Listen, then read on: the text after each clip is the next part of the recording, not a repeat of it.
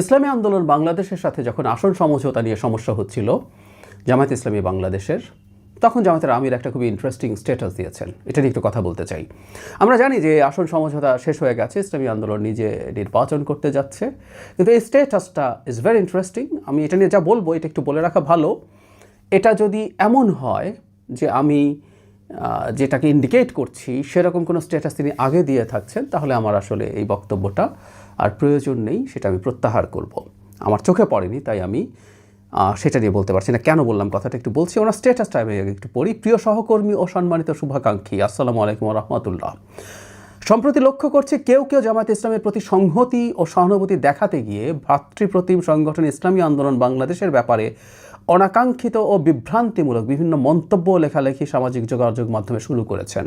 আপনাদের প্রতি সবিনয় অনুরোধ রাখতে চাই, সত্যি যদি আপনারা জামায়াত ইসলামীকে ভালোবাসেন তাহলে অনাকাঙ্ক্ষিত এ ধরনের সকল কাজ থেকে অবশ্যই বিরত থাকবেন।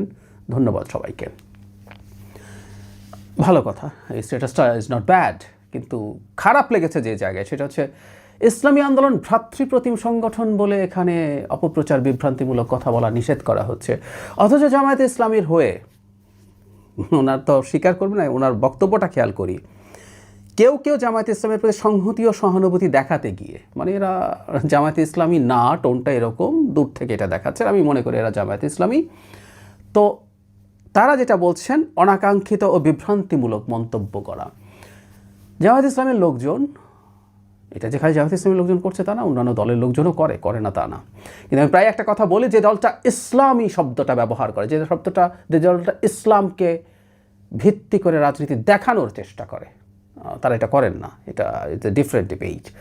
কিন্তু তারা ইসলামকে ব্যবহার করে যখন রাজনীতি করে, তার না ডিফারেন্ট কিছু, তার অনেক বেশি রেসপন্সিবিলিটি দেখানো মানে ফরজ হয়ে যায়, দেখাতে হবে তাকে, কারণ তারা এটাই মানুষের কাছে সেল করার চেষ্টা করেন। যেটা বলছিলাম, জামায়াত ইসলামীর লোকজন যখন তাদের প্রতি ভিন্ন মতাদর্শ যদি থাকে, ভিন্ন মত থাকে যদি কারো, তাদের ওপরে কীভাবে চড়াও হয় এটা তো তার জানার কথা।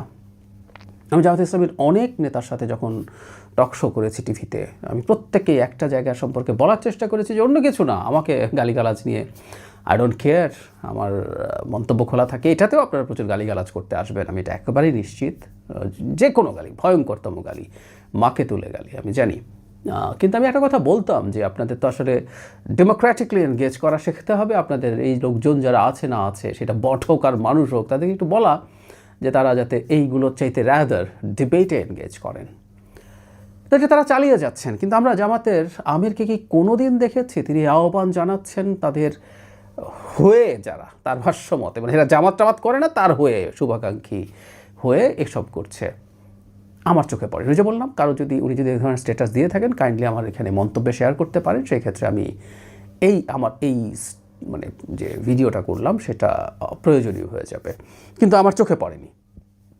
তাহলে খেয়াল করি, তিনি ইসলামী আন্দোলনের সাথে যেহেতু তার একটা নেগোসিয়েশন তখনও চলছিল, এই স্ট্যাটাসটা যখন দিয়েছেন তখনও কিন্তু নেগোসিয়েশন ভেঙে যায়নি। তার পরদিন এসে ইসলামী আন্দোলন ঘোষণা করেছে তারা এই জোটে আর থাকছে না বা নির্বাচনী সমঝোতায় থাকছে না।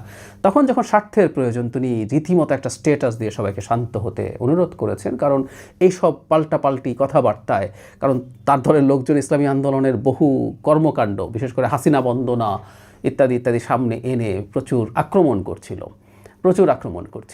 এসব তারা যখন করছিল, এখন যেহেতু এটা তার সমঝোতার ক্ষেত্রে শেষ মুহূর্ত পর্যন্ত তিনি সম্ভবত সেটা দেখতে চেয়েছেন, তাই যেহেতু ঝুঁকি হয়ে গেল, তিনি রিকোয়েস্ট করেছেন তার স্বার্থ যখন। অথচ একটা রাজনৈতিক দল হিসাবে, গণতান্ত্রিক রাজনৈতিক দল হিসেবে তারা যদি গণতান্ত্রিক রাজনীতি করতে চান, তাহলে তাদের উচিত ছিল, আমিরের উচিত ছিল রিপিটেডলি এটা বলা যে তাদের লোকজন যেন, ধরলাম যে বিএনপির লোকজনও গালিগালাজ করে, সেই ব্যাপারের চাইতে তারা তো দেখাতে চান যে তারা সৎ লোকের শাসন চান, এটা তো প্রচুর ব্র্যান্ডিং তারা করেন, তাদের দল এই ধরনের হবে, তাদের দল ইসলামের পথে আছে, মানুষকে গালিগালাজ করবে না, একবার দুবার না, তাতে ক্রমাগত এই সাজেশনগুলো দিয়ে যাওয়া উচিত ছিল, কিন্তু তিনি সেটা দেন না।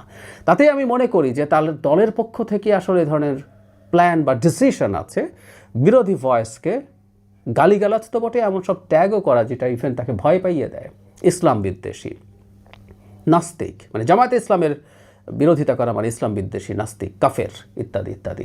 তো এগুলো তো ক্রমাগত চলছে, কিন্তু আমরা ওনাকে দেখিনি।